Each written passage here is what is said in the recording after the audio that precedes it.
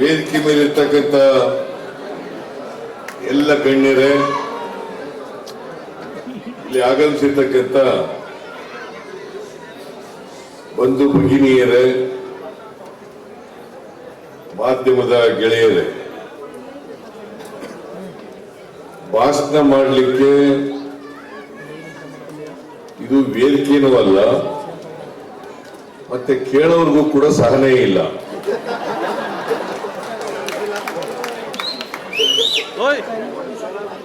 ಹಾಗಾಗಿ ನಾನು ಹೆಚ್ಚು ಮಾತನಾಡಲಿಕ್ಕೆ ಹೋಗಲ್ಲ. 2022, 23, 2024 ಈ 3 ವರ್ಷಗಳ ನಾಟಕ ಅಕಾಡೆಮಿ ಪ್ರಶಸ್ತಿಯನ್ನ ಸುಮಾರು 93 ಜನರಿಗೆ, ಕಲಾವಿದರಿಗೆ ಪ್ರಶಸ್ತಿಯನ್ನ ಕೊಟ್ಟಿದ್ದೇವೆ. ಎಲ್ಲ ಪ್ರಶಸ್ತಿ ಪುರಸ್ಕೃತರಿಗೆ ನಾನು ಈ ಸಂದರ್ಭದಲ್ಲಿ ಅಭಿನಂದನೆಗಳನ್ನ ಹೇಳಲಿಕ್ಕೆ ಬಯಸ್ತಾ ಇದ್ದೇನೆ.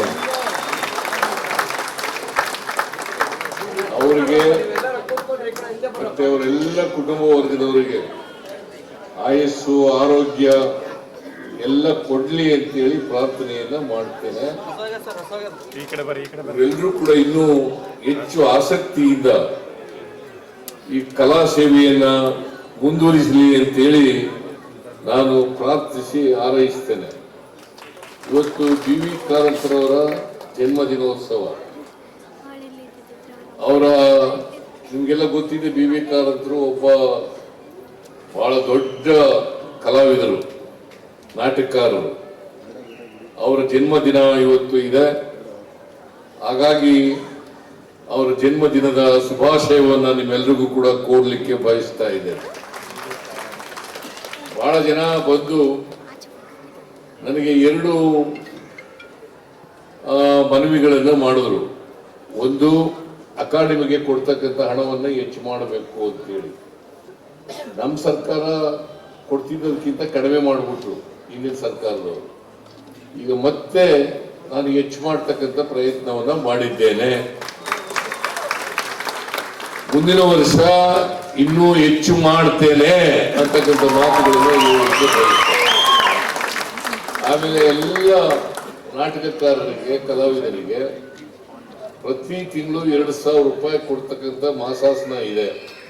ಸುಮಾರು 12,527 ಜನರಿಗೆ 2,000 ತಿಂಗಳು ಕೊಡ್ತಾ ಇರ್ತಕ್ಕಂಥದನ್ನ 3,000ಕ್ಕೆ ಹೆಚ್ಚು ಮಾಡಲಿಕ್ಕೆ ಬಯಸ್ತಾ ಇದ್ದಾರೆ.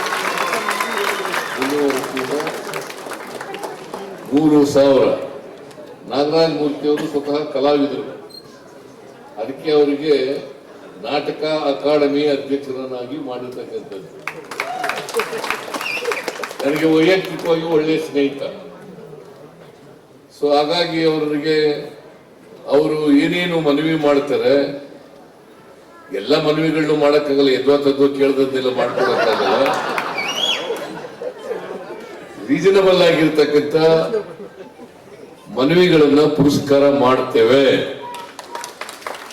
ಮತ್ತೆ ಮುಂದಿನ ವರ್ಷದಿಂದ ಪ್ರತಿ ವರ್ಷವೂ ಕೂಡ ಈ ನಾಟಕ ಅಕಾಡೆಮಿಯ ಪ್ರಶಸ್ತಿಗಳನ್ನ ಕೊಡ್ತಕ್ಕಂಥದನ್ನ ಮಾಡ್ತೇವೆ. ಹಿಂದಿನ ಸರ್ಕಾರದ ರೀತಿಯಲ್ಲಿ 2 ವರ್ಷ, 3 ವರ್ಷ, 4 ವರ್ಷ ಈ ತರ ನಿಲ್ಲಿಸ್ತಕ್ಕಂಥ ಕೆಲಸವನ್ನ ಮಾಡಲ್ಲ. ಪ್ರತಿ ವರ್ಷನೂ ಮಾಡ್ತೇವೆ. ಕಲಾವಿದರು ಬೆಳೀಬೇಕು, ಕಲೆಯನ್ನ ಉಳಿಸಬೇಕು, ಬೆಳೆಸಬೇಕು ಅಂತೇಳಿ ಕಲಾವಿದರಲ್ಲಿ ಮನವಿಯನ್ನ ಮಾಡಿ ಅವರು ಇನ್ನಷ್ಟು ಹೆಚ್ಚು ಉತ್ಸಾಹದಿಂದ ಕೆಲಸ ಮಾಡಲಿ ಅಂತೇಳಿ ಹಾರೈಸಿ ನಿಮ್ಮೆಲ್ಲರಿಗೂ ನಮಸ್ಕಾರ ಮಾಡಿದ ಮಾತನ್ನು ಮುಗಿಸ್ತೇನೆ. ಜೈ ಹಿಂದ್, ಜೈ ಕನ್ನಡ. ಹೆಚ್ಚಿನ ವಿಡಿಯೋಗಳಿಗೆ ಪ್ರತಿಧ್ವನಿ ಯೂಟ್ಯೂಬ್ ಚಾನೆಲ್ ಸಬ್ಸ್ಕ್ರೈಬ್ ಮಾಡಿ, ಬೆಲ್ ಐಕಾನ್ ಕ್ಲಿಕ್ ಮಾಡಿ.